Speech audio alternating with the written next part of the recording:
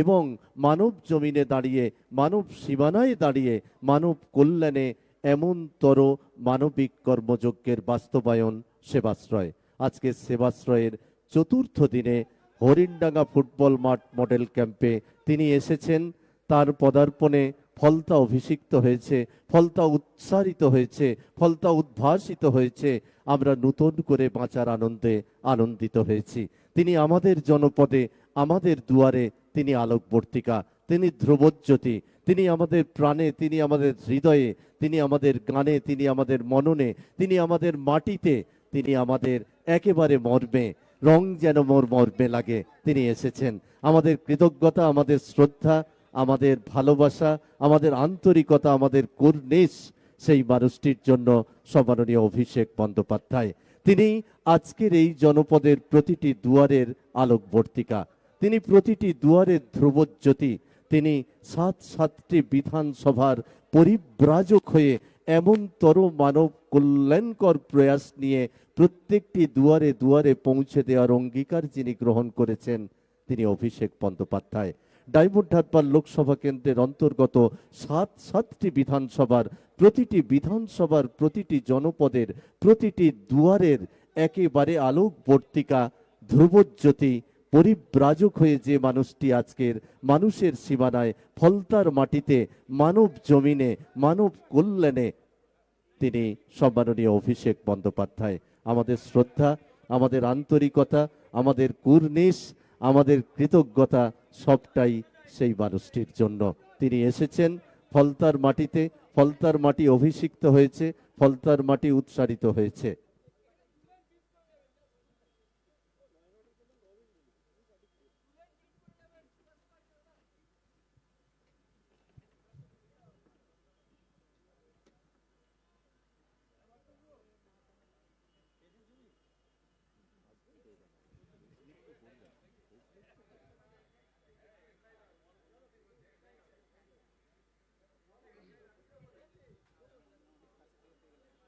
এই মুহূর্তে ফলতা বিধানসভার মাটিতে হরিণডাঙ্গা ফুটবল মাঠ সেবাশ্রয় মডেল ক্যাম্পের চতুর্থ দিনের বিন্যাসে সম্মাননীয় অভিষেক বন্দ্যোপাধ্যায়ের পদার্পণ।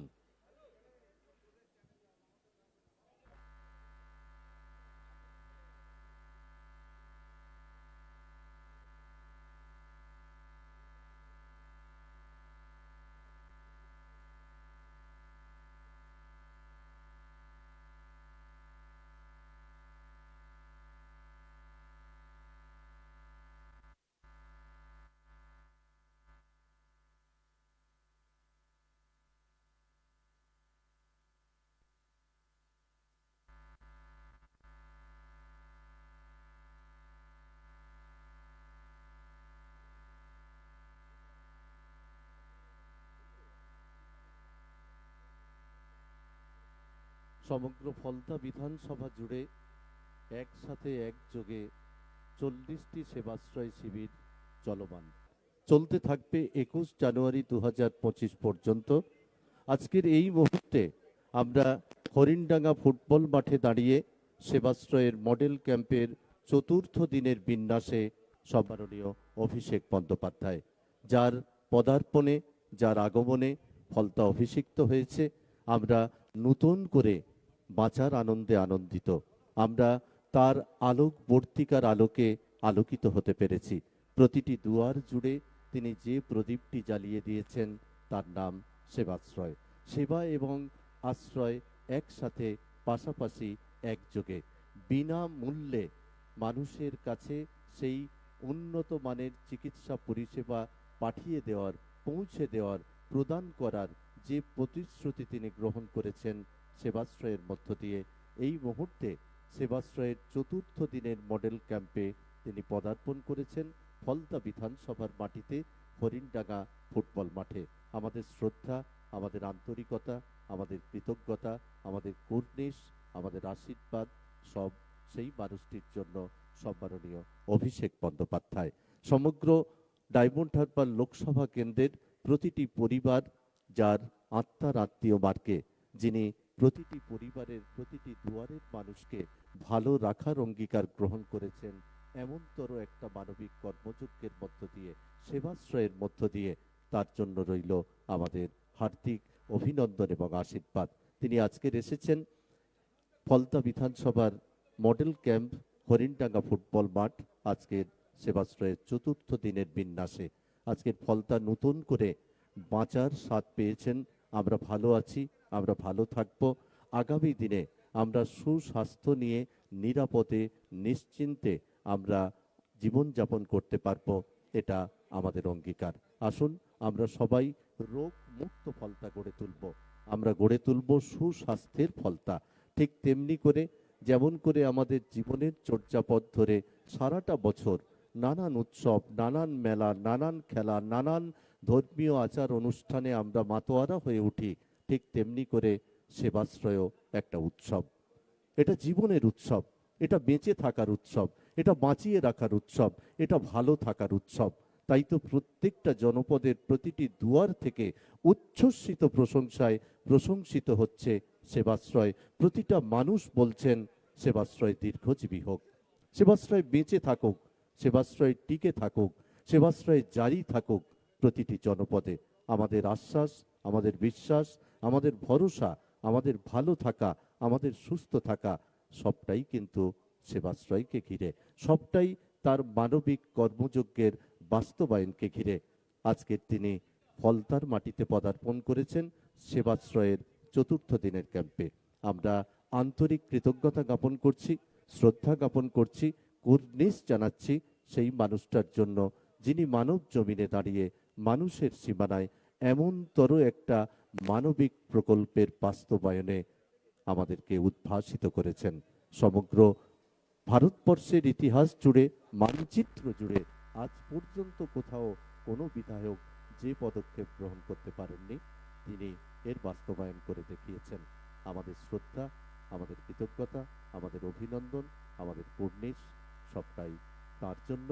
সম্মাননীয় অভিষেক বন্দ্যোপাধ্যায় এই মুহূর্তে ফলতা বিধানসভার মাটিতে দাঁড়িয়ে 2 তারিখে আমি ডায়মন্ড হারবারের এসডিও মাঠ থেকে এই সেবাশ্রয় স্বাস্থ্য শিবিরের শুভ সূচনা করেছিলাম এবং প্রথম দিন প্রায় 5,200 মতো রেজিস্ট্রেশন হয়েছিল এবং ডায়মন্ড হারবার বিধানসভার বিস্তীর্ণ এলাকা জুড়ে 2টো ব্লক এবং মিউনিসিপ্যালিটি মিলিয়ে মডেল ক্যাম্প সহ আমরা 41টা ক্যাম্প করেছিলাম এবং 10 দিন ডায়মন্ড হারবার বিধানসভায় সেই ক্যাম্প চলে। 2 তারিখ থেকে শুরু হয়ে প্রায় 11ই জানুয়ারি 10 দিন বিভিন্ন জায়গায় 41টা ক্যাম্প চলে, একটা মডেল ক্যাম্প এবং 40টা নর্মাল ক্যাম্প, যেখানে নর্মাল ক্যাম্পে 2টো করে ডাক্তারদের চেম্বার ছিল এবং মডেল ক্যাম্পে 3টে, পরবর্তীকালে 5টা অবধি আমরা বাড়িয়ে ডাক্তারদের চেম্বার করেছিলাম। আমরা যখন এটা লঞ্চ করি আমরা ভেবেছিলাম হয়তো এক একটা ক্যাম্পে খুব বেশি হলে দিনে 100-150 রেজিস্ট্রেশন হবে। আমাদের ক্যাম্পগুলো শুরু হচ্ছে সকাল 9টা, চলছে বিকেল 5টা অবধি। তার মধ্যে ডাক্তার বা চিকিৎসক যারা রয়েছে তাদেরকে দুপুরে আমরা চেষ্টা করেছি আধ ঘন্টা 1 ঘন্টা ব্রেক দেওয়ার, তবে যে অমানবিক পরিশ্রম তারা করেছে আমি তাদের কাছে চিরকৃতজ্ঞ। প্রত্যেকটা চিকিৎসকের কাছে, প্রত্যেকটা নার্সের কাছে, তৃণমূল কংগ্রেসের বুথ সমর্থক কর্মী, ল্যাব টেকনিশিয়ান, এই বিশাল কর্মযজ্ঞের সাথে যারা জড়িত, যারা যুক্ত, যারা এটাকে সার্থক সফল করেছে, যারা মানুষের প্রত্যাশা পূরণ করতে গিয়ে নিজেদেরকে উজাড় করে দিয়েছে, আমি তাদের প্রত্যেকের কাছে আমার কৃতজ্ঞতা জানাচ্ছি, আমার ধন্যবাদ প্রণাম জানাচ্ছি। এবং সকাল 9টা থেকে বিকেল 5টা অবধি এই ক্যাম্পগুলো চলছে। এক এক দিনে 2 দিন 3 দিন যাওয়ার পর আমরা দেখছি যে প্রায় এক একটা ক্যাম্পে 500, 600, 700, কোথাও কোথাও 1000-1200 রেজিস্ট্রেশন একদিনে হয়েছে। এমনকি শেষ দিনে ডায়মন্ড হারবারে 11 তারিখ খালি একদিনে প্রায় 80,000-এর উপর রেজিস্ট্রেশন হয়েছে। মানে একটা বিধানসভা থেকে এত মানুষ নিজের ভোটাধিকারও প্রয়োগ করে না, ভোট দিতেও হয়তো এত মানুষ বেরোয় না। গণতান্ত্রিক কর্তব্য সবার পালন করা উচিত। কিন্তু যেভাবে মানুষ বেরিয়ে এসে আমাদের উপর আস্থা ভরসা রেখে স্বাস্থ্য সচেতনতার ডাকে সাড়া দিয়ে বিভিন্ন সমস্যা নিয়ে তারা এই ক্যাম্পগুলোতে এসছে, আমরাও চেষ্টা করেছি। এবং ওষুধের ব্যবস্থা থেকে শুরু করে চিকিৎসার পরামর্শ, স্পেশালিস্ট ডাক্তার রয়েছে মডেল ক্যাম্পগুলোতে। টেস্ট করলে তৎক্ষণাৎ হাতে সঙ্গে সঙ্গে রিপোর্ট পাঠিয়ে দেওয়া হচ্ছে। কারোর হাতে না দিতে পারলে পরবর্তীকালে ফোন নাম্বার নিয়ে হোয়াটসঅ্যাপে পাঠিয়ে দেওয়া হচ্ছে। তো এই সুবিধা, এই সার্ভিসেসগুলো আমরা দিতে পেরেছি। এবং খালি ডায়মন্ড হারবার বিধানসভা থেকে 10 দিনে প্রায় 2.5 লক্ষ মানুষ তাদের নাম নথিভুক্ত করে বিভিন্ন ক্যাম্পের মাধ্যমে চিকিৎসা পেয়েছে। একাধিক রেফারেল কেস আমরা পেয়েছি, যেগুলো মডেল ক্যাম্পে রেফার করা আমরা মডেল ক্যাম্পে রেফার করেছি, যেগুলো কলকাতার বড় হাসপাতাল বা ডায়মন্ড হারবার মেডিকেল কলেজে রেফার করার আমরা সেগুলো সেখানেও করেছি। এবং ফলতায় শুরু হয়েছে 12 তারিখ থেকে, 12, 13, 14, 15, আজকে চতুর্থ দিন, 3 দিন হয়েছে। কালকেও 13,000-এর উপর রেজিস্ট্রেশন হয়েছে। এই যে এক দিনে 13,000, 14,000, 12,000 রেজিস্ট্রেশন, তার মানে 40টা ক্যাম্প যদি হয়, এক একটা ক্যাম্পে গড়ে মানুষ প্রায় 300 থেকে 350 মানুষ ডেইলি আসছে। এবং শুধু ডায়মন্ড হারবার নয়, দক্ষিণ 24 পরগনার বিভিন্ন জায়গা থেকে যেমন লোকজন এসছে। আপনারা দেখেছেন আরামবাগ থেকে একটি শিশু 2 দিন আগে এসেছিল। রেজিস্ট্রেশন করাতে গিয়ে তারা জানতে পারে যে তার বাড়ি খানাকুলে। এবং আমাকে যখন তারা জানায় যে শুধু দক্ষিণ 24 পরগনা বা ডায়মন্ড হারবার না, বা পার্শ্ববর্তী যে বিধানসভাগুলো আছে শুধু সেই বিধানসভা নয়, একাধিক দূর দূরান্ত থেকে অনেক কেস আমাদের কাছে এসছে। সুদূর জলপাইগুড়ি থেকে ককলিয়ার ইমপ্ল্যান্টের জন্য একটা শিশু যে ঠিকমতো শুনতে পায় না, তারা এসছে। আবার গতকাল ওই একই ককলিয়ার ইমপ্ল্যান্টের একটা কেস দক্ষিণ দিনাজপুর থেকে এসছে। আমি আজকে চিকিৎসক সহ স্পেশালিস্ট সিনিয়র চিকিৎসক যারা রয়েছে, ডাক্তারদের পুরো টিমের সাথে যারা দায়িত্বে রয়েছে, তাদের সাথে কথা বলেছি। আবার আমি অনুরোধ করেছি যে যতটা পারবো মানুষ আমাদের, ভগবান ঈশ্বর মানুষ আমাদের যতটুকু ক্ষমতা দিয়েছে, আমাদের সামর্থ্য অনুযায়ী আমরা চেষ্টা করব তাদের পাশে দাঁড়ানো, তাদের সমস্যার সমাধান বা প্রতিকার করার। আর যদি না পারি তাহলে তাদেরকে বুঝিয়ে বলবো যে এটা হয়তো আমাদের দ্বারা সম্ভব নয়, কিন্তু চেষ্টার কোনো ত্রুটি রাখবো না। ককলিয়ার ইমপ্লান্টের যে কেসটা হয়েছে, একটা কেস এসছে দক্ষিণ দিনাজপুর থেকে, একটা জলপাইগুড়ি থেকে। একটা ইমপ্ল্যান্ট পাওয়া যায় যেটা ব্রেন আর কানের মধ্যেখানে বসানো হয়, এবং এই সার্জারিটা প্রায় 12 ঘন্টা ধরে চলে। এটা খুব ক্রিটিক্যাল সার্জারি, আর খুব যে সাকসেস রেট তাও নয়। স্পেশালিস্ট ডাক্তারদের আনিয়ে আমরা সেই সার্জারি একটা ছুটির দিন দেখে, তার কারণ 10 ঘন্টা 12 ঘন্টা সার্জারি হলে একদিনে একটার বেশি সার্জারি করা যায় না। তো আমি সেই পরিবারকে কথা দিয়েছি, যারা ককলিয়ার ইমপ্লান্টটা বানায় সেই সংস্থার সাথেও আমরা কথা বলছি, তারা যদি সেই ইমপ্লান্টটা দেয়, আর না হলে আমরা কোনোভাবে নিজেদের সামর্থ্য অনুযায়ী সেই ইমপ্লান্টের ব্যবস্থা করে, সেই সার্জারির ব্যবস্থা করে তাদের সাহায্য করব। তাদের পাশে দাঁড়ানোর সাহায্য তো, তাদের পাশে দাঁড়ানোর চেষ্টা তো আমরা করেইছি, কিন্তু বাচ্চাটা যাতে শুনতে পায়, প্রকৃতিকে ঠিকমতো দেখতে পায়। আরামবাগ খানাকুল থেকে যে বাচ্চাটা এসছে, 3.5 বছর বয়স, এখনো হাঁটতে পারে না, ঠিকমতো দাঁড়াতে পারে না, তার একটা স্পাইনাল কর্ডের প্রবলেম রয়েছে। এবং কলকাতার এক বেসরকারি হাসপাতালে তিনি চিকিৎসা করতে গিয়েছিলেন। সেখানে তাকে যা এস্টিমেট করে দিয়েছে যে বছরে 72 লক্ষ টাকার খালি স্পাইনাল কর্ডে ইঞ্জেকশন নিতে হবে। এখানে আমরা একটা ফিজিওথেরাপি সেশনের ব্যবস্থা করেছি সেই পরিবারটির জন্য। সেই বাচ্চাটার ফিজিওথেরাপি চলছে, আজকে 3rd ডে। তার মা বাবার থাকার ব্যবস্থা করেছি এখানে, আরও 8-10 দিন ফিজিওথেরাপি চলবে।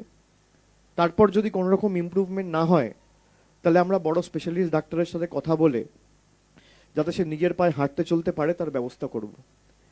আমি চেষ্টা করেছি এবং আমার পুরো সহকর্মী সহ ডাক্তারদের পুরো টিমকে অনুরোধ করেছি যে যারাই আসছে আমরা চেষ্টা করব তাদের পাশে দাঁড়ানোর এবং কাউকে যাতে খালি হাতে না ফিরতে হয়, এটা আমাদের সবার কর্তব্য। ডাক্তার আর জনপ্রতিনিধিদের মধ্যে একটা সিমিলারিটি হচ্ছে আমরা মানুষের জন্য কাজ করি। ডাক্তার যেমন মানুষকে প্রাণ দেয়, ডাক্তার যেমন মানুষকে সুস্থ করে তোলে, জনপ্রতিনিধিরও কাজ মানুষের পাশে বিপদে আপদে দাঁড়ানো। সেই কারণেই আমরা এটা নাম দিয়েছি সেবাশ্রয়। সেবার মাধ্যমেই মানুষকে আশ্রয় প্রদান করা। আজকে ফলতায় প্রায় 14 দিনের মাথায় প্রকল্পটা শুরু হয়েছে 2 তারিখ, 10 দিন ডায়মন্ড হারবারে হয়েছে, আজকে ফলতার 4র্থ দিন। আমি প্রত্যেকটি বিধানসভায় যেহেতু কয়েকটি ক্যাম্প আমি ভিজিট করব বলেছি, আজকে আমি ফলতায় এসেছি। আবার 22 তারিখ থেকে বিষ্ণুপুরে শুরু হবে, তারপর মিটিয়াবুরুজে হবে, তারপর সাতগাছিয়ায় হবে, তারপর বজবজে হবে, শেষে মহেশতলায় হবে, এবং তারপর 16 তারিখ থেকে 20 তারিখ অবধি মেগা ক্যাম্প আমরা অর্গানাইজ করছি, যেখানে প্রত্যেকটি ক্যাম্পে আবার 5 দিন ডাক্তাররা থাকবে, সেখানে ফলো আপ সেশন হবে। এবং শুধুমাত্র সেটা বিধানসভা ওরিয়েন্টেড নয়, এই 5 দিন একসাথে যত বিধানসভা রয়েছে ডায়মন্ড হারবারের অধীনে, এই 7টি বিধানসভায় 280টা ক্যাম্পে একসাথে পরিষেবা দেওয়া হবে ওই 5 দিন, 16, 17, 18, 19, 20। এরপরে আপনাদের জন্য যদি কোনো প্রশ্ন থাকে আপনারা করতে পারেন। মাননীয় সাংসদ, একটা প্রশ্ন করব যে সেবাশ্রয় প্রকল্প বিগত 10 দিন ধরে গোটা রাজ্যে একটা নতুন দিক নির্দেশ করেছে স্বাস্থ্য পরিষেবার ক্ষেত্রে। খুব কাকতালীয়ভাবে হলেও এটা সত্যি যে যে সময় সেবাশ্রয় চলছে এবং তার আশ্রয়ে বহু মানুষ আসছেন, ঠিক সেই সময়ে রাজ্যের স্বাস্থ্য ব্যবস্থা আবারও একটা প্রশ্ন চিহ্নের মুখে দাঁড়িয়েছে। আরজিকর কাণ্ড আমরা দেখেছিলাম, এবার হচ্ছে স্যালাইন কাণ্ড, এবং পশ্চিমবঙ্গ ফার্মাসিউটিক্যালস বলে একটি কোম্পানি এবং সেই স্যালাইন ব্যবহার, তা নিয়ে প্রসূতি মৃত্যু, এবং তাকে ঘিরে আবারও রাজ্যের স্বাস্থ্য দপ্তর তার পরিষেবা তা নিয়ে প্রশ্ন এবং রাজনৈতিক চাপানোতর শুরু হয়েছে। অভিষেক বন্দ্যোপাধ্যায় যে না, এটা কম্প্যারিজন করা ঠিক না আমি মনে করি। তার কারণ আমি আমার সামর্থ্য সীমাবদ্ধ ক্ষমতা অনুযায়ী যতটুকু জনপ্রতিনিধি হিসেবে করা উচিত আমি করছি। রাজ্য সরকার বিগত 13 বছরে 14 বছরে 2011 সালে ক্ষমতা আসার পর আপনি যদি দেখেন, আপনি যে বলছেন রাজ্যের স্বাস্থ্য ব্যবস্থা প্রশ্নচিহ্নের মুখে, এটার সাথে আমি একমত নই। কটা মেডিকেল কলেজ হয়েছে, কটা সুপার স্পেশালিটি হাসপাতাল হয়েছে, বিনামূল্যে চিকিৎসা হচ্ছে, স্বাস্থ্যসাথী কার্ড হয়েছে, এবং এই যে Swasthya Sathi card, no questions asked, কেন্দ্র সরকারের যে প্রকল্প আয়ুষ্মান ভারত, যেখানে একাধিক শর্ত রয়েছে। আপনার হাতে মোবাইল ফোন থাকলে, স্মার্টফোন থাকলে আপনি আয়ুষ্মান ভারত পাবেন না, বাড়িতে 2 চাকা থাকলে, মোটরসাইকেল থাকলে পাবেন না, ফ্রিজ থাকলে পাবেন না। আমরা স্বাস্থ্যসাথী কার্ড সবাইকে দিয়েছি, জাতি দলমত বর্গ বর্ণ ধর্ম নির্বিশেষে। কোথাও একটা ঘটনা ঘটলে সেটা অত্যন্ত দুঃখজনক। রাজ্য সরকার তার তরফ থেকে অবস্থান স্পষ্ট করেছে, তদন্ত কমিটি গঠন করা হয়েছে এবং তদন্ত চলছে। যদি কারোর গাফিলতি এখানে পাওয়া যায় তার বিরুদ্ধে কঠোর থেকে কঠোরতম ব্যবস্থা নেওয়া হবে। এবং আমরা এগুলো আগেও করেছি, দলমত নির্বিশেষে প্রশাসন ব্যবস্থা নিয়েছে, আপনারা এটা দেখেছেন। যে বিরোধী রাজনৈতিক দলের কাউকে ফাঁসাতে হবে, আমি সিবিআই এর অফিস থেকে বেরিয়ে একদিন বলেছিলাম যে জটায়ুর তদন্ত আগে থেকে ঠিক করে নেয়, এই লোকটাকে ফাঁসাতে হবে, তারপর তদন্ত প্রক্রিয়া শুরু হয়। আর আমাদের তদন্তের মতো চলে। যদি কারোর যোগসাযোগ থাকে, যেমন মালদার ঘটনাটায়, দুলাল সরকারের ঘটনাটায় তৃণমূলের একজন গ্রেফতার হয়েছে। রাজ্যের মুখ্যমন্ত্রীর নাম কি? মমতা বন্দ্যোপাধ্যায়, তৃণমূল কংগ্রেসের সর্বভারতীয় সভানেত্রী। সে রাজ্যের মুখ্যমন্ত্রী আর গ্রেপ্তার হচ্ছে একজন তৃণমূলের পদাধিকারী। কোনোদিন দেখাতে পারবেন 34 বছর সিপিএম এর আমলে কোনো সিপিএম এর নেতা গ্রেফতার হয়েছে? কোনোদিন দেখাতে পারবেন উত্তরপ্রদেশে 2017 সাল থেকে 8 বছর বিজেপি ক্ষমতায়, বিজেপির কোনো নেতা গ্রেফতার হয়েছে? কোনোদিন দেখাতে পারবেন বিজেপি প্রায় 2 দশকের বেশি ক্ষমতায় গুজরাটে, কেউ দেখাতে পারবে যে বিজেপির কোনো নেতা গ্রেপ্তার হয়েছে? আমরা তদন্তের মতো রাজ্য পুলিশ প্রশাসনকে মুখ্যমন্ত্রী বারে বারে বলেছেন তদন্তের মতো এগোবে। যদি কেউ কোনো রকম ভুল করে, কোনো রকম কোনো অপরাধের সাথে যুক্ত থাকে, সে যে রাজনৈতিক দলের হোক, সে যে বর্গের হোক, যে ধর্মের হোক, যে জাতির হোক, একজন দোষী দোষী, একজন অপরাধী অপরাধী।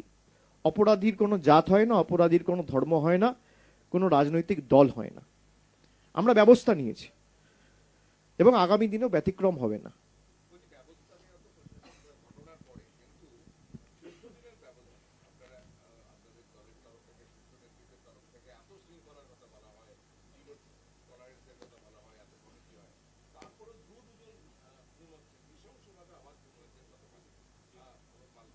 এটা অ্যাড করছি, সেটা হচ্ছে স্থানীয় বিধায়কই বলছেন যে ব্লক স্তরের নেতার সাথে এতটাই দ্বন্দ্ব তৈরি হচ্ছে যেটা নিয়ন্ত্রণ করতে পারা যাচ্ছে না। বলছেন যে উচ্চ মহলে জানাচ্ছি কিন্তু তারা দেখছেন না। এবং কথা শুনছেন উনি বলছেন। পিঠের ভাগ নিয়ে লড়াই। উনি বলছেন যে কে কতটা তুলে দিতে পারবে, রসদ জুগিয়ে দিতে পারবে তার উপর নির্ভর করে থাকে। পাশাপাশি উনি বলছেন যে পুলিশ কোনো কাজ করছে না, বারবার পুলিশকে বলার পরও পুলিশ ব্যর্থ হচ্ছে। না, পুলিশ নিয়ে তো মমতা বন্দ্যোপাধ্যায় রাজ্যের মুখ্যমন্ত্রী যা বলার, যেদিনকে এই ঘটনাটা ঘটেছে তিনি নিজে বলেছেন। পুলিশকে নির্দেশ তিনি দিয়েছেন, যেই যুক্ত থাকুক তার বিরুদ্ধে কঠোর ব্যবস্থা নেওয়া হবে। গোষ্ঠীদ্বন্দ্ব নিয়ে যে প্রশ্ন আপনারা তুলছেন, একটা রাজনৈতিক দল যখন বড় হয় তখন এই জিনিসগুলো স্বাভাবিক। গোষ্ঠীদ্বন্দ্ব কি বিজেপিতে নেই? গোষ্ঠীদ্বন্দ্ব কি সিপিএম যখন ক্ষমতায় ছিল তখন ছিল না? গোষ্ঠীদ্বন্দ্ব সব জায়গায় থাকে। একটা বাড়িতে, একটা পরিবারে যদি 6 জন থাকে, 6 জনের মধ্যে 4 জনের ঝগড়া থাকে।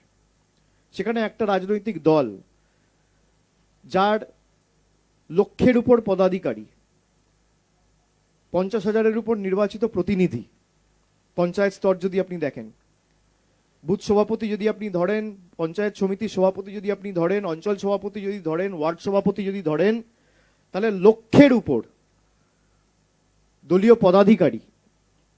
তো এত বড় পরিবার, সেখানে 2-4 জনের মধ্যে মনোমালিন্য, মতভেদ থাকতেই পারে এবং এটা স্বাভাবিক।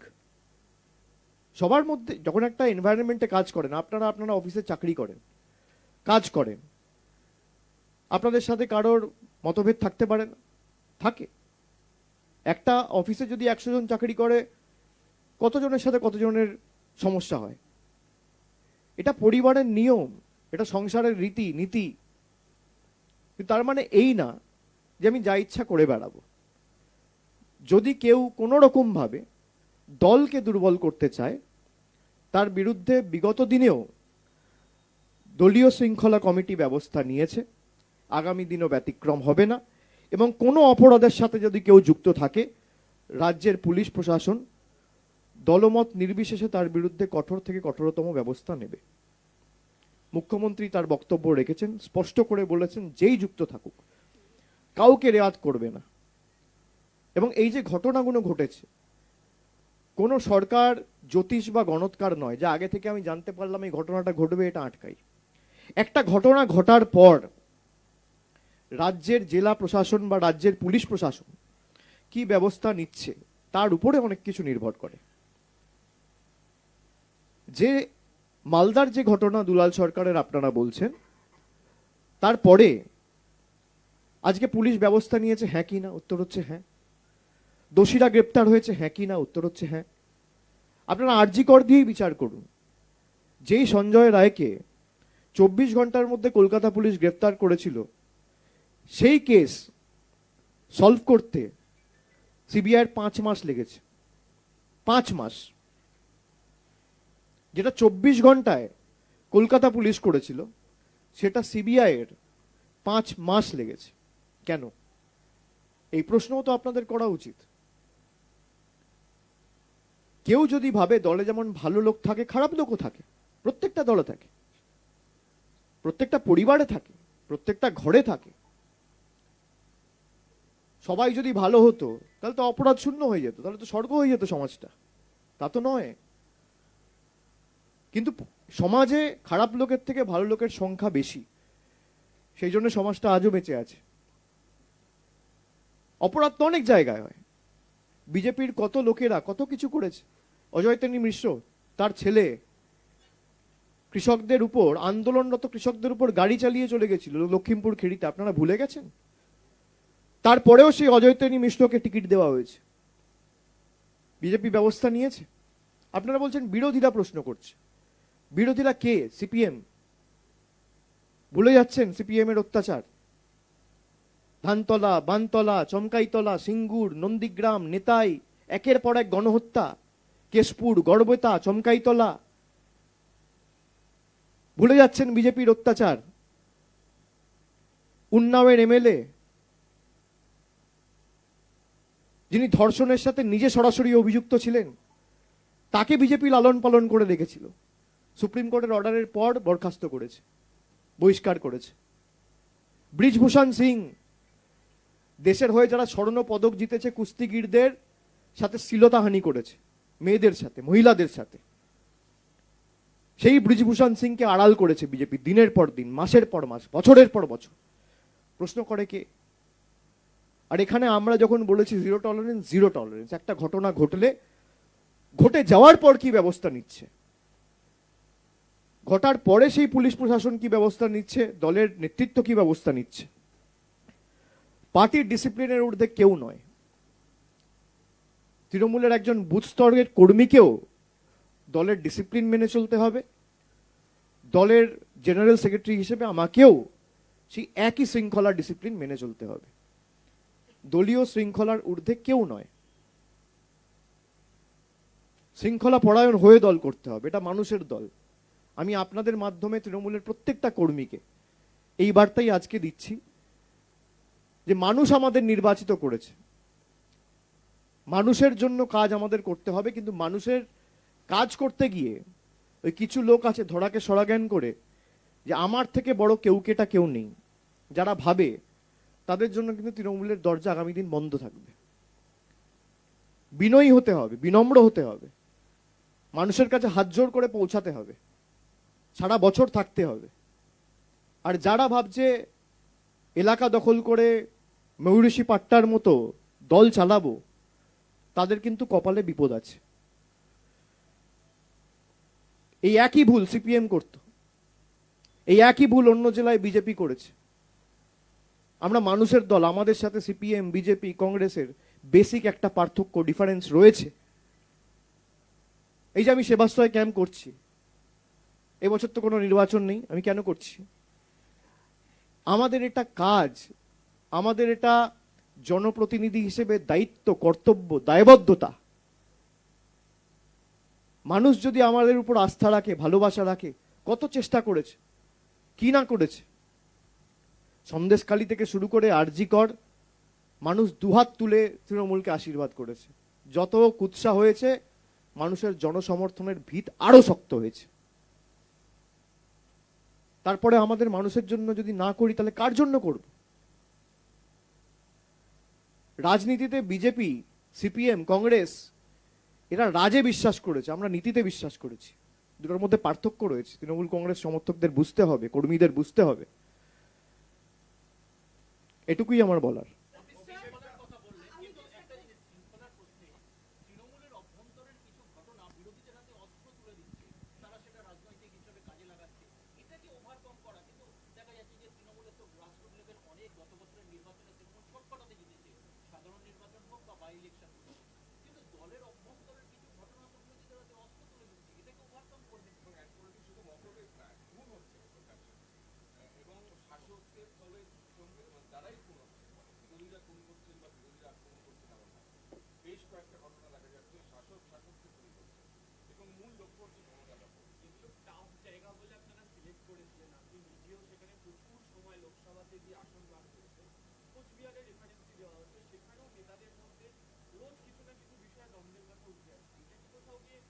এটা তো আমি বললাম অলরেডি, যে পার্টি যদি বড় হয়, কোথাও না কোথাও একটা সমস্যা আসতেই পারে, কিন্তু সেটা সমাধান করবে রাজ্য নেতৃত্ব রয়েছে, সেটা দেখছে। এবং আমাদের সর্বভারতীয় সভানেত্রী মমতা বন্দ্যোপাধ্যায় নিজে যা আদেশ দেবার ইতিমধ্যেই দিয়েছে। এবং যারা এই ঘটনাগুলো ঘটিয়ে চলেছে বা করে চলেছে, তারা কিন্তু পার পাবে না। আমি এতটুকুই আপনাদের বলতে চাই।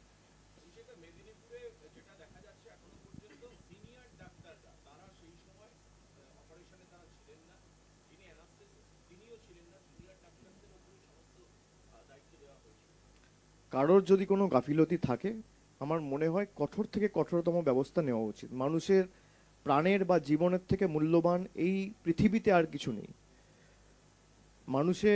একটা মানুষের জীবন, প্রাণ মানে আমাদের কাছে মণিমুক্তের মতো হওয়া উচিত। কোনো গাফিলতির কারণে, কোনো ভুল ত্রুটির কারণে যদি একটা মানুষকে প্রাণ হারাতে হয় বা একটা প্রসূতির মৃত্যু ঘটে, তার বিরুদ্ধে আমার মনে হয় কঠোর থেকে কঠোরতম ব্যবস্থা নেওয়া উচিত, ডিপার্টমেন্টাল প্রসিডিং ইনিশিয়েট করা উচিত এবং এমন ব্যবস্থা নেওয়া উচিত যেন দৃষ্টান্ত হিসেবে আমাদের সমাজে থাকে, এর যাতে পুনরাবৃত্তি না হয়।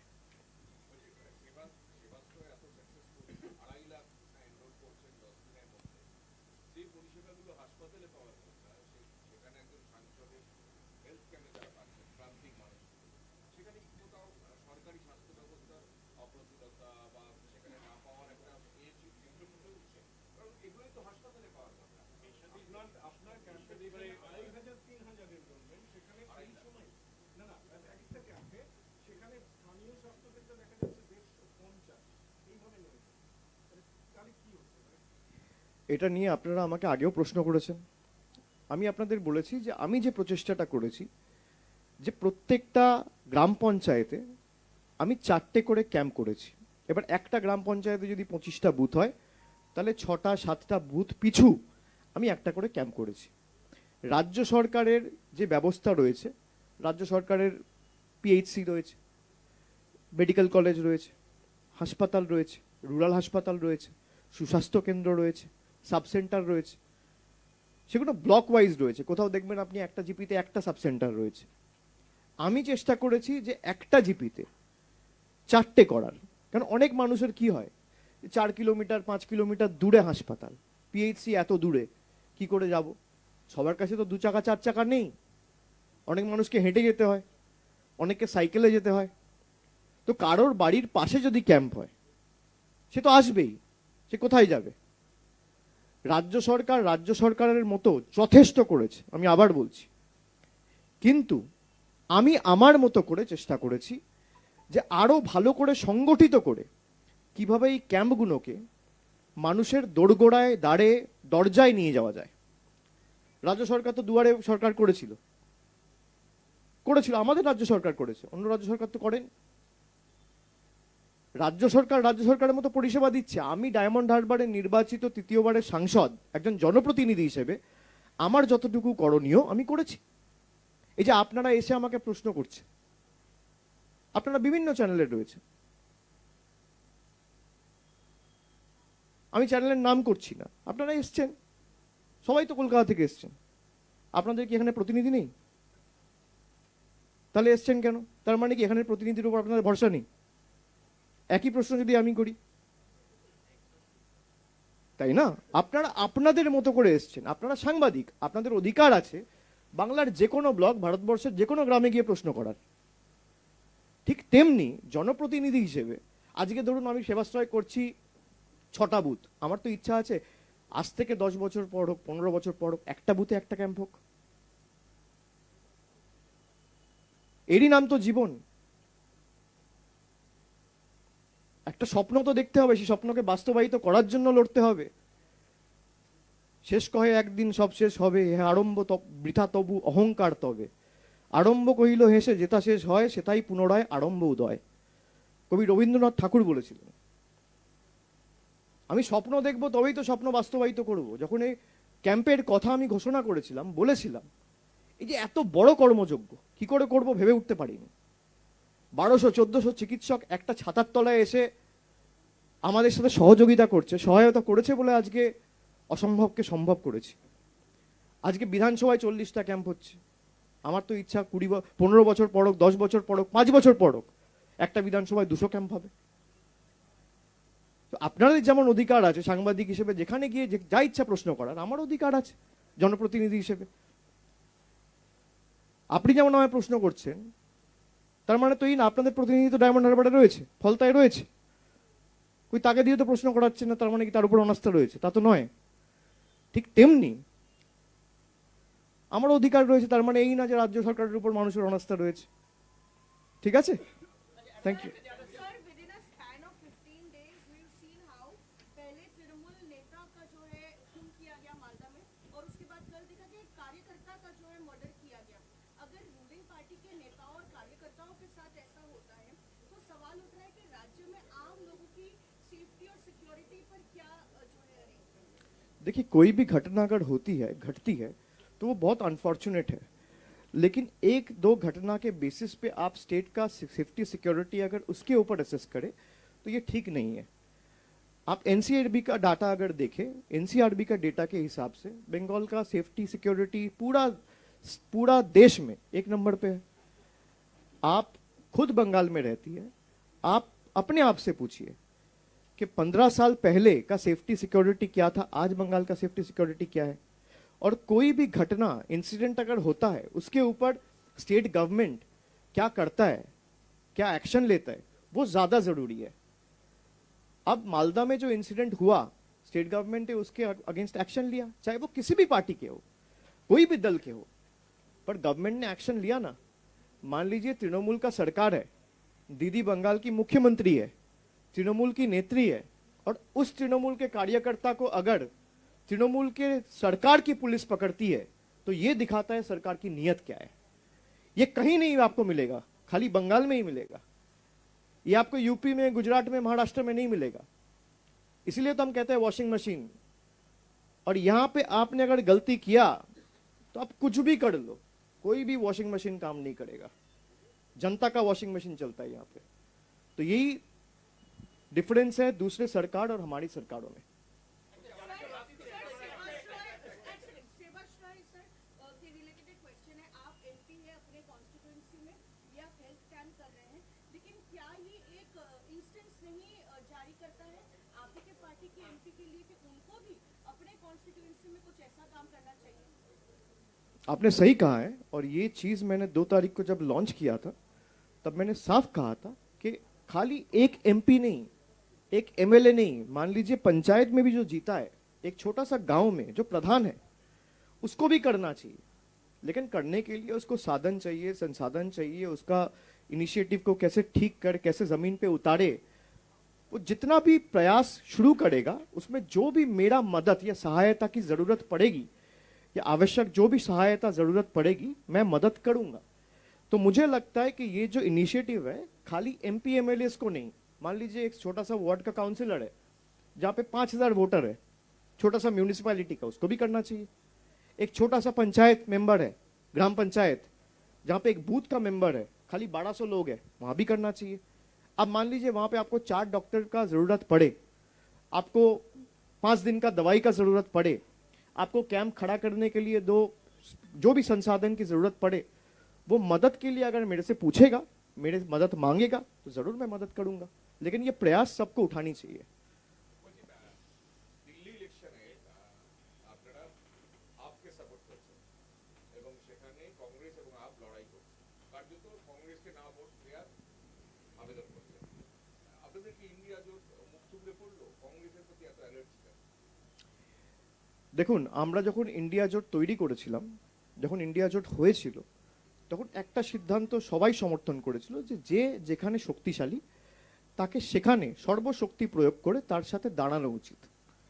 যেমন বাংলায় তৃণমূলের ক্ষমতা রয়েছে, তৃণমূলের সাথে কংগ্রেসের, সমাজবাদী পার্টি, আম আদমি পার্টি, মানে ইন্ডিয়া জোটের শরিক যারা ছিল, তারপর শরদ পাওয়ারের এনসিপি, তারপর আরজেডি, জেএমএম, ডিএমকে, সবাই দাঁড়াবে। যেমন দিল্লিতে আপের সরকার গতবার 70টা আসনের মধ্যে 67টা আসন ওরা জিতেছিল। যেখানে ওদের ক্ষমতা, ওদের সাথে আমরা দাঁড়াবো। যেখানে কংগ্রেসের ক্ষমতা, সেখানে কংগ্রেসের সাথে আমরা দাঁড়াবো। যেখানে ডিএমকে এর ক্ষমতা, সেখানে ডিএমকে এর সাথে আমরা দাঁড়াবো। এটা তো স্পষ্টভাবে বলা হয়েছিল। তা আপনি কি মনে করেন যে দিল্লিতে কার ক্ষমতা? দিল্লিতে বিজেপিকে পরাজিত কে করতে পারে? আম আদমি পার্টি করতে পারে না কংগ্রেস করতে পারে? আম আদমি পার্টি করতে পারে। ওখানে চিফ মিনিস্টার ছিলেন অরবিন্দ কেজরিওয়াল, তিনি রিজাইন করেছেন, এখন ওদের পার্টির আতিশি চিফ মিনিস্টার। তো বিজেপিকে হারানো আমার উদ্দেশ্য যদি হয়, বিজেপিকে পরাজিত করা যদি লক্ষ্য আমার হয়, তাহলে আমি বিজেপির বিরুদ্ধে যে সর্বশক্তি প্রয়োগ করে লড়ছে তাকে দুর্বল করব কেন? আমার এটুকু প্রশ্ন। যে বিজেপির বিরুদ্ধে সর্বশক্তি প্রয়োগ করে লড়ছে, আমি তো তাকে শক্তিশালী করব, তাকে বলিষ্ঠ করব, তার ভিত আরো মজবুত করব। তা না হলে তো বিজেপির লাভ।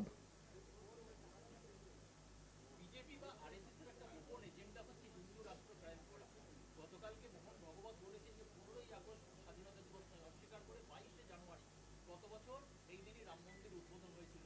এই দিনটাকে তারা এবার সামনে এনে আরো বেশি করে প্রচার করতে চাইছে এবং 15ই আগস্টকে অস্বীকার করছে।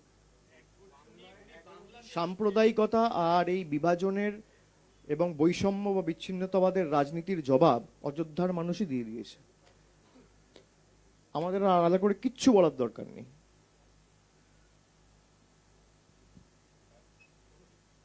হয়ে গেছে,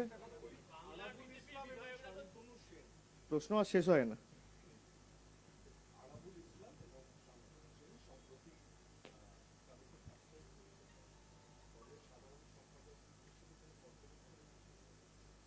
দলনেত্রী মনে করেছেন, আমার পর্যবেক্ষণ কি?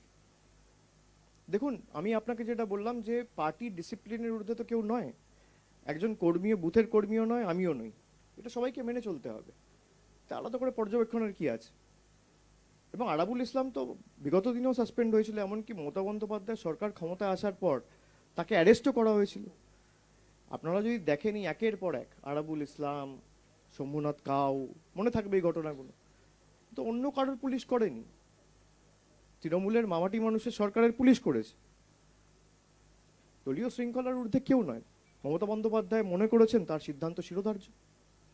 लेकिन सर क्या शांतनु सेन की आपकी प्रॉक्सिमिटी थी आपके साथ, क्या इसलिए उनको जो है खामियाजा শান্তনু সেন তো একজন ডাক্তার। উনি যদি আলাদা করে কোনো নোবেল ইনিশিয়েটিভকে নিজের মতো করে সমর্থন করতে চায়, করবে। রাজনৈতিক দল হিসেবে তৃণমূল কংগ্রেস যদি তাকে সাসপেন্ড করে থাকে, তার তো অন্য 5টা আরো কাজ থাকতে পারে। সে স্বাধীন চেতা মানুষ, সে ঠিক করবে। তার সাথে আমার কি? মানে আমি কি বলতে পারি এই নিয়ে? আমি পার্টির জেনারেল সেক্রেটারি হিসেবে আপনি যদি আমাকে জিজ্ঞেস করেন, আমি আপনাকে বললাম যে দল সিদ্ধান্ত নিয়েছে, দলের সিদ্ধান্ত শিরোধার্য, দলনেত্রীর সিদ্ধান্ত শিরোধার্য। কিন্তু সে কোন ক্যাম্পের সাথে যুক্ত থাকবে, পাড়ায় কোন পেশেন্টকে দেখবে, কোথায় প্র্যাকটিস করবে, এর সাথে আমি কি উপদেশ দিতে পারি? এটা তো তার ব্যক্তিগত সিদ্ধান্ত, ব্যক্তিগত জীবন। দুটোর পরিসর আলাদা, দুটোর সত্তা আলাদা। শেষ প্রশ্ন একটা, সেটা হচ্ছে যে আপনি রাজনৈতিক অনুষ্ঠান নন, কিন্তু রাজনীতির ছাত্র এবং সর্বভারতীয় সাধারণ সম্পাদক। বছর ঘুরলেই বিধানসভা ভোট, তৃণমূলের টার্গেট। টার্গেট কত মানে বিধানসভা আসনে? দেখুন, আমি তো প্রত্যেকটা আসনে জিততে চাই। টার্গেট কত আবার কি? আমি যেখানেই লড়বো জেতার জন্য লড়বো। তারপর আমি সব জায়গায় জেতার জন্য লড়বো। তারপর মানুষ কাকে জেতাবে, কাকে হারাবে, কাকে ভোট দেবে, কার বিপক্ষে দেবে, সেটা মানুষ ঠিক করবে। আমি কোনো আসন হারার জন্য লড়বো না। আমি 294টা আসনে যখন যাব, আমি যদি জানি এটা আমার সব থেকে দুর্বলতম আসন, তাও আমি গিয়ে সেখানে সর্বশক্তি প্রয়োগ করে লড়বো। আমি বলেছি উত্তরবঙ্গ বলে কিছু নেই, কিছু আমার অভিধানে নেই। গৌড়বঙ্গ, রাঢ়বঙ্গ, দক্ষিণবঙ্গ, কুচবিহার থেকে কাকদ্বীপ একটাই বঙ্গ, পশ্চিমবঙ্গ। যা হবে পশ্চিমবঙ্গের জন্য ইউনিফর্মিটি রেখে হবে। এটা কি 6 নম্বর নাকি? বলো। সেটা হচ্ছে যে গতবার যখন আমরা মুখ্যমন্ত্রী হয়েছিলাম আমরা একটা প্রশ্ন রেখেছিলাম শিল্পী বয়কট। আপনি সেখানে দলের সাধারণ সম্পাদক হিসেবে আপনার মত ব্যক্ত করেছিলেন এবং বলেছিলেন যে দলনেত্রীও এ ব্যাপারে ঘোষিতভাবে কিছু করে। আপনার এই মতামত আসবার পরে দলের বেশ কিছু বর্ষীয়ান নেতা, যেমন কুণাল ঘোষ, ব্রাত্য বসু, কল্যাণ মন্ডল, তারা আপনার মতে একেবারে সম্পূর্ণ বিপরীতে গিয়ে তাদের মত রেখেছেন এবং শিল্পী বয়কট হওয়া উচিত, বিশেষত তাদের জন্য যারা নেত্রীকে অপমান করেছেন। এ ব্যাপারে তারা তাদের মত রেখেছেন। দেখুন, আমি আমার বক্তব্য রেখেছি দলের সাধারণ সম্পাদক হিসেবে। আমি যতটুকু মমতা বন্দ্যোপাধ্যায়কে চিনি, জানি, ছোটবেলা থেকে দেখেছি, মমতা বন্দ্যোপাধ্যায় বয়কট, ভেঙে দাও, গুড়িয়ে দাও, সরিয়ে দাও, হাঁটিয়ে দাও, এই রাজনীতিতে উনি বিশ্বাসী নন। মমতা বন্দ্যোপাধ্যায় যদি এই রাজনীতিতে বিশ্বাসী হতেন, তাহলে আজকে যারা এইসব কথা বলছেন তাদের মধ্যে অনেকে মমতা বন্দ্যোপাধ্যায়কে একটা সময়ে আক্রমণ করেছেন, তাহলে তারাই দলে ফিরতে পারতেন না। মমতা বন্দ্যোপাধ্যায় যদি প্রতিহিংসা পরায়ণ হতেন, তাহলে এত সংবাদ মাধ্যম যারা তৃণমূলের বিরোধিতা করেছে, সেই সংবাদ মাধ্যমগুলোই আজকে সরকারি বিজ্ঞাপন পাচ্ছে, তারা তো পেত না। আমরা বয়কটের রাজনীতিতে বিশ্বাসী নই, আমি এতটুকু বলতে পারি। বাকি দলনেত্রী হিসেবে মমতা বন্দ্যোপাধ্যায় যদি অন্য কোনো সিদ্ধান্ত বা সাজেশন নেয়, তার সিদ্ধান্ত শিরোধার্য। একেবারেই নয়। বয়কটের রাজনীতি তৃণমূল করে না। আপনি আমাকে যদি আক্রমণ করেনও, আমি শেষ রক্তবিন্দু পর্যন্ত, এই যে আমাকে যারা ভোট দিয়েছে তারা যেমন আসছে, যারা ভোট দেয়নি তারাও আসছে। আমি জিজ্ঞেস করছি রেজিস্ট্রেশনের সময়, আরে কোন পার্টিকে ভোট দিয়েছো ইলেকশনে, জিজ্ঞেস করুন তো। এখনো পর্যন্ত প্রায় 3 লাখ রেজিস্ট্রেশন হয়েছে। আমাকে যারা ভোট দিয়েছে আমি যেমন তাদের সংসদ, যারা দেয়নি তাদেরও সাংসদ। এই রাজ্য সরকার সবার। আমরা বয়কটের রাজনীতি করব কেন? কেউ ভুল করেছে, আরে মানুষ তো প্রমাণ করে দিয়েছে। আরজি করের ঘটনার পর বাই ইলেকশন হয়েছে, মানুষ প্রমাণ করে দিয়েছে কে ঠিক কে ভুল। একটা রাজনৈতিক দল, নেতা, সরকার, তার মাপকাঠি কি? জনসমর্থনের মাপকাঠি তো নির্বাচন। মানুষ কি ঠিক মনে করেছে। এবং এরকম তো নয় যে নির্বাচনটা হয়েছে সব এক জায়গায় হয়েছে। একটা হয়েছে নৈহাটিতে, একটা হয়েছে আপনার হাড়োয়ায়, একটা হয়েছে মেদিনীপুরে, একটা হয়েছে ওই জঙ্গলমহলের তালডাংরায়, একটা হয়েছে আপনার মাদারিহাটে, যেখানে কোনো দিন আমরা জিতিনি। প্রথমবার জিতেছি দল তৈরি করার পর থেকে। এই মানুষ দুহাত তুলে আশীর্বাদ দিয়েছে। একদম জলপাইগুড়ি থেকে শুরু করে, বাঁকুড়া থেকে শুরু করে, মেদিনীপুর থেকে শুরু করে, সুদূর উত্তর 24 পরগনা নৈহাটি অবধি মানুষ প্রমাণ করে দিয়েছে। কেউ যদি কোনো রকম কোনো প্রতিবাদ করে থাকে সেটা তার ব্যক্তিগত অধিকার। সবাই স্বাধীন চেতা মানুষ, আমরা কেন বয়কটের রাজনীতি করতে যাব? কিন্তু আমি এটাও বলেছি যে অনেকে ভাবছে যে আমাকে ডাকা হচ্ছে না মানে তৃণমূল বয়কট করিয়েছে। তৃণমূল যেমন বয়কটের সিদ্ধান্ত বা বয়কটের রাজনীতি করে না, ঠিক তেমনি আমি আমার পাড়ায় কাকে ডাকবো, কাকে দিয়ে মঞ্চ বাঁধাবো, আয়োজক হিসেবে বা অনুসূচক হিসেবে এই সিদ্ধান্ত আমার। আমার 20টা সিঙ্গার আছে বুলে, কাকে ডাকবো তো আমার সিদ্ধান্ত, কমিটির সিদ্ধান্ত। আমার তো পছন্দ হতেও পারে, নাও হতে পারে, তাই না? আমি কি রঙের জামা পরবো, কোথায় হাঁটবো, আমার সিদ্ধান্ত। এটার সাথে বয়কটকে মেলানো উচিত নয়। ঠিক আছে, থ্যাংক ইউ।